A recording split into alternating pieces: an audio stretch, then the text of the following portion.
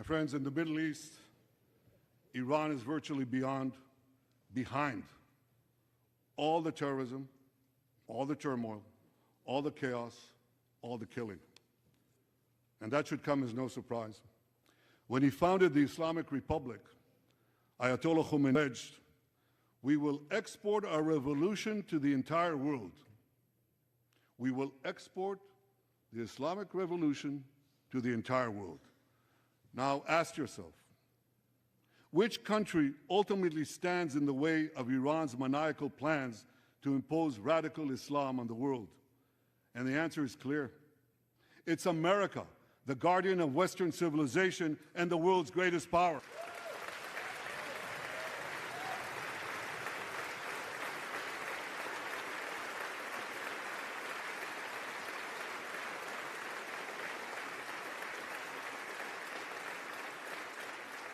That's why Iran sees America as its greatest enemy.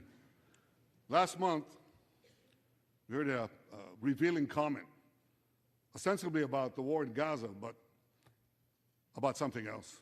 It came from the foreign minister of Iran's proxy, Hezbollah, and he said this: "This is not a war with Israel. Israel," he said, "is merely a tool. The main war, the real war, is with America." Iran's regime has been fighting America from the moment it came to power. In 1979, it stormed the American embassy. It held scores of Americans hostage for 444 days. Since then, Iran's terrorist proxies have targeted America in the Middle East and beyond. In Beirut, they killed 41 U.S. servicemen. In Africa, they bombed American embassies. In Iraq, they supplied explosives to maim and kill thousands of American soldiers. In America, they actually sent death squads. They sent death squads here to murder a former Secretary of State and a former National Security Advisor. And as we recently learned, they even brazenly threatened to assassinate President Trump. But Iran understands that to truly challenge America, it must first conquer the Middle East. And for this, it uses its many proxies, including the Houthis, Hezbollah, and Hamas. Yet in the heart of the Middle East, standing in Iran's way, is one proud pro-American democracy, my country, the State of Israel.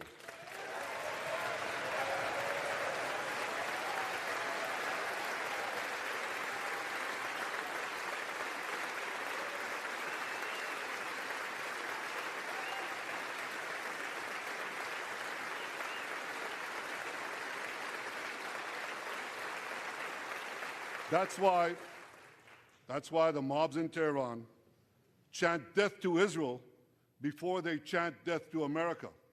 For Iran, Israel is first, America is next. So when Israel fights Hamas, we're fighting Iran. When we fight Hezbollah, we're fighting Iran. When we fight the Houthis, we're fighting Iran. And when we fight Iran, we're fighting the most radical and murderous enemy of the United States of America. And one more thing. When Israel acts to prevent Iran from developing nuclear weapons that could destroy Israel and threaten every American city, every city that you come from, we're not only protecting ourselves, we're protecting you.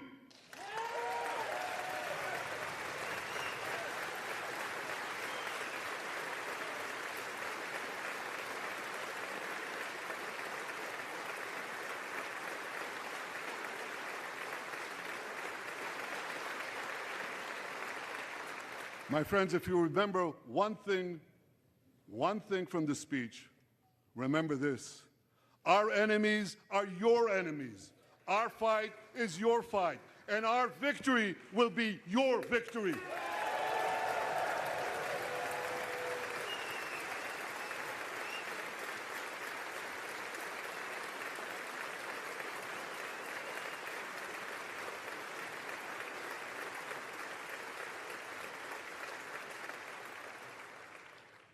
Ladies and gentlemen, that victory is in sight. Israel's defeat of Hamas will be a powerful blow to Iran's axis of terror. Another part of that axis, Hezbollah, attacked Israel on October 8th, a day after the Hamas attack. It has launched thousands of missiles and drones against us. 80,000 of our citizens in northern Israel evacuated their homes, becoming effectively refugees in their own land. We are committed to returning them home. We prefer to achieve this diplomatically, but let me be clear. Israel will do whatever it must do to restore security to our northern border and return our people safely to their homes.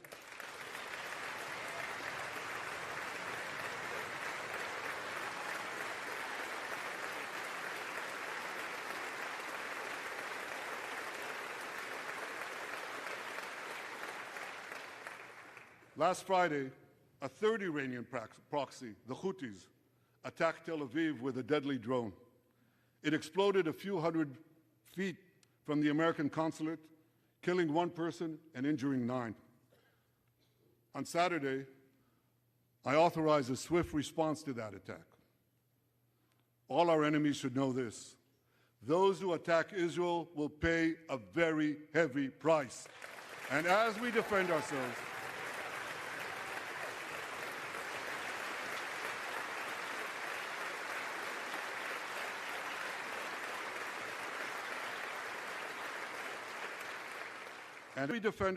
on all fronts, I know that America has our back, and I thank you for it. All sides of the aisle, thank you.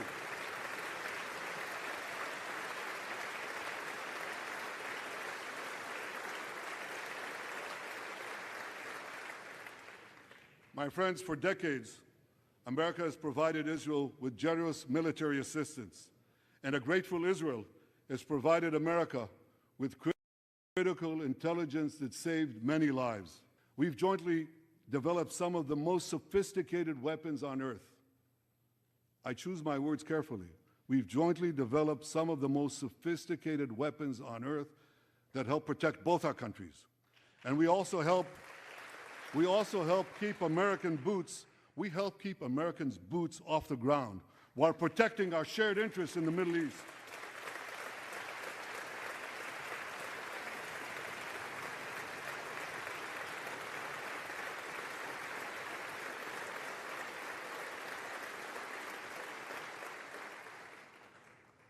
I deeply appreciate America's support, including in this current war. But this is an exceptional moment. Fast-tracking U.S. military aid can dramatically expedite an end to the war in Gaza and help prevent a broader war in the Middle East. In World War II, as Britain fought on the front lines of civilization, Winston Churchill appealed to Americans with these famous words: "Give us the tools and we'll finish the job." Today, as Israel fights on the front line of civilization, I too appeal to America. Give us the tools faster and we'll finish the job faster.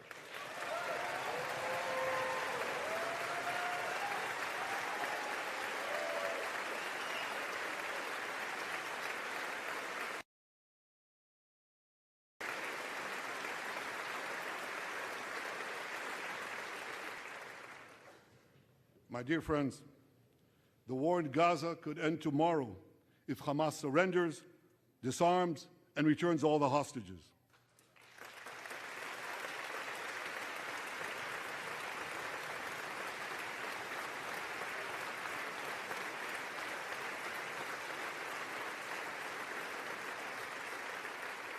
But if they don't, Israel will fight until we destroy Hamas's military capabilities, end its rule in Gaza, and bring all our hostages home.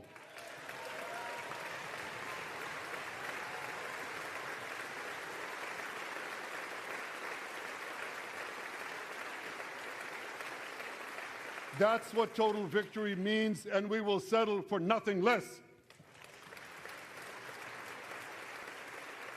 The day after we defeat Hamas, a new Gaza can emerge. My vision for that day is of a demilitarized and de-radicalized Gaza. Israel does not seek to resettle Gaza, But for the foreseeable future, we must retain overriding security control there to prevent the resurgence of terror, to ensure that Gaza never again poses a threat to Israel.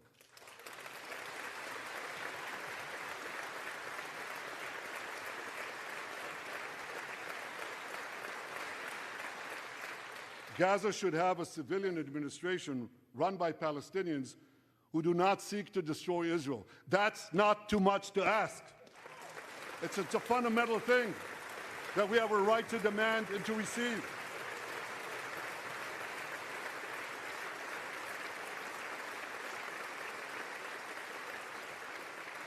A new generation of Palestinians must no longer be taught to hate Jews, but rather to live in peace with us.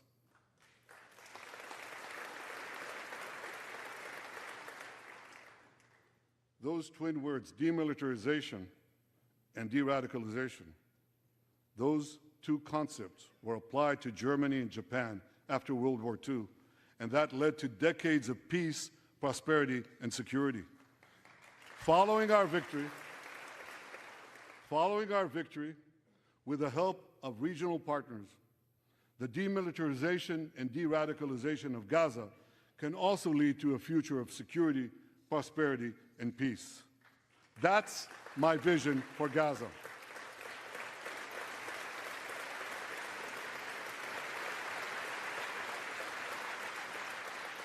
Now, here's my vision for the broader Middle East. It's also shaped in part by what we saw in the aftermath of World War II. After that war, America forged a security alliance in Europe to counter the growing Soviet threat. Likewise, America and Israel today can forge a security alliance in the Middle East to counter the growing Iranian threat. All countries that are at peace with Israel and all those countries who will make peace with Israel should be invited to join this alliance. We saw a glimpse of that potential alliance on April 14th. Led by the United States, more than half a dozen nations worked alongside Israel to help neutralize hundreds of missiles and drones launched by Iran against us. Thank you, President Biden, for bringing that coalition together.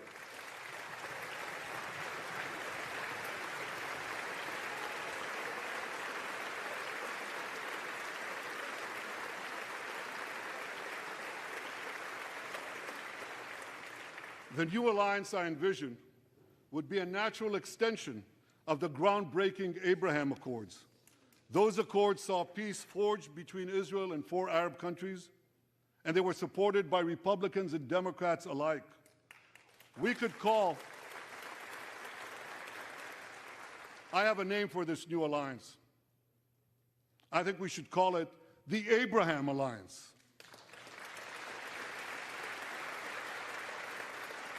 I want to thank President Trump for his leadership in brokering the historic Abraham Accords.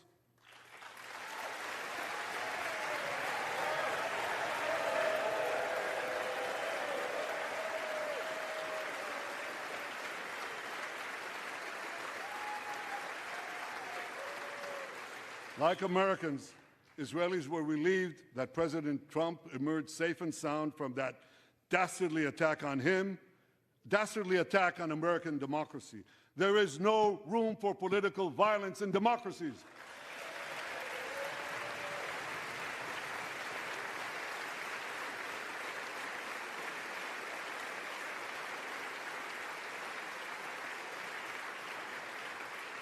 I also want to thank President Trump for all the things he did for Israel, from recognizing Israel's sovereignty over the Golan Heights, to confronting Iran's aggression, to recognizing Jerusalem, our capital, and moving the American embassy there.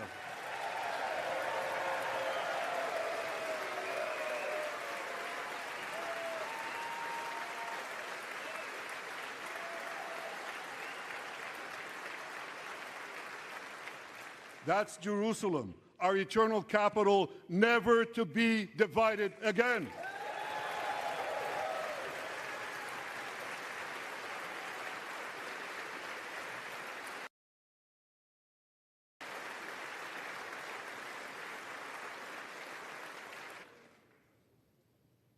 My dear friends, Democrats and Republicans,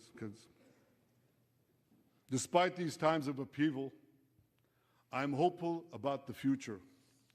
I'm hopeful about Israel because my people, the Jewish people, emerged from the depths of hell, from dispossession and genocide. And against all odds, we restored our sovereignty in our ancient homeland.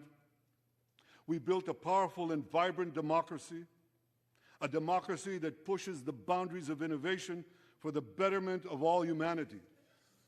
I'm hopeful about America because I'm hopeful about Americans. I know how much the people of this country have sacrificed to defend freedom. America will continue to be a force for light and good in a dark and dangerous world. For free peoples everywhere, America remains the beacon of liberty its extraordinary founders envisioned back in 1776.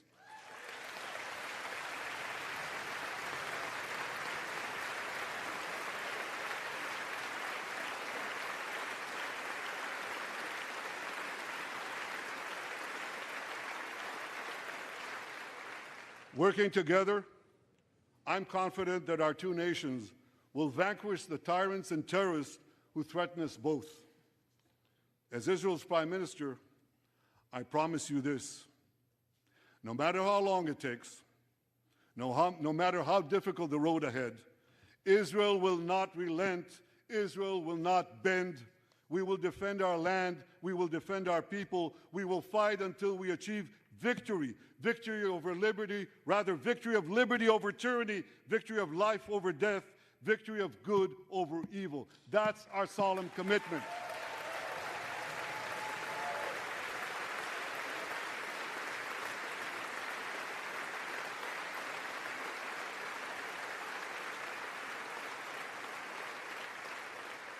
And we will continue to work with the United States and our Arab partners to transform a troubled region from a backwater of repression, poverty, and war into a thriving oasis of dignity, prosperity, and peace.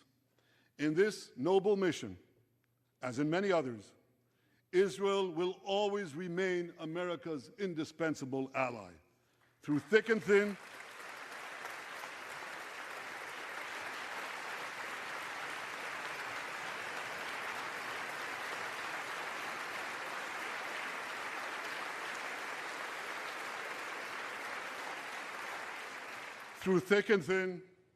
in good times and in bad, Israel will always be your loyal friend and your steadfast partner.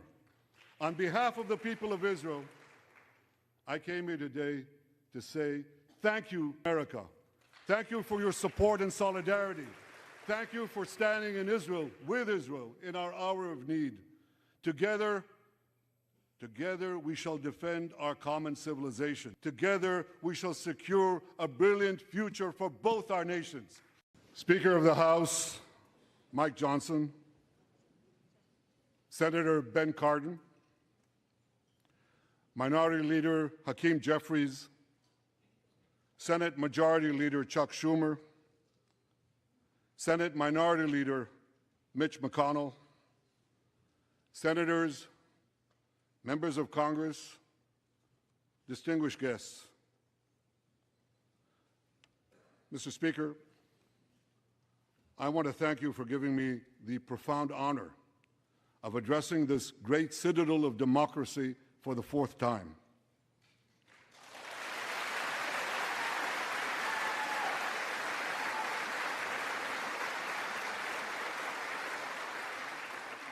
We meet today at a crossroads of history. Our world is in upheaval. In the Middle East, Iran's axis of terror confronts America, Israel, and our Arab friends. This is not a clash of civilizations. It's a clash between barbarism and civilization.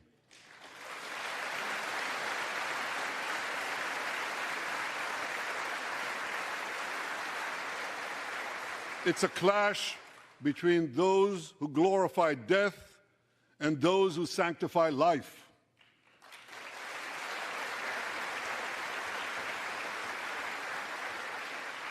For the forces of civilization to triumph, America and Israel must stand together.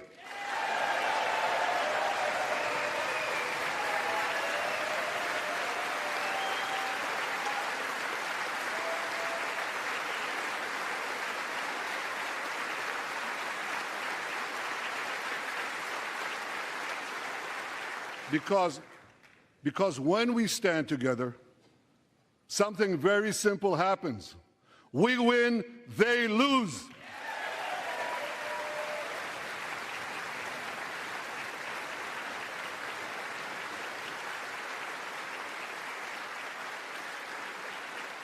And my friends, I came to assure you today of one thing: we will win.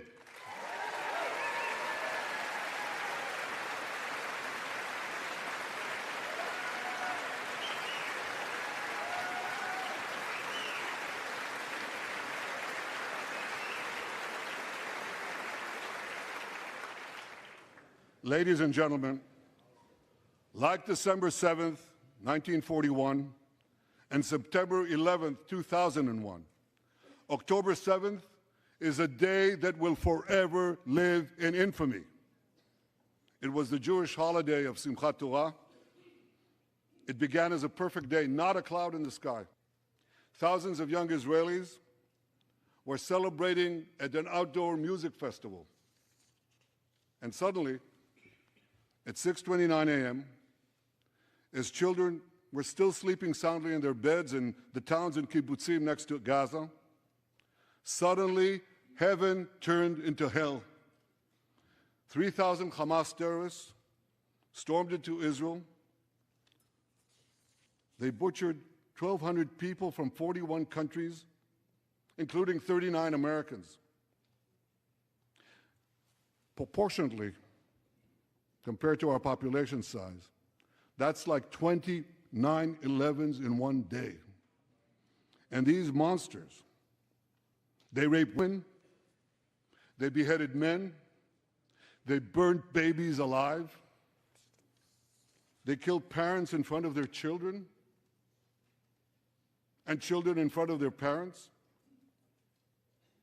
They dragged 255 people, both living and dead, into the dark dungeons of Gaza. Israel has already brought home 135 of these hostages, including 7 who were freed in daring rescue operations.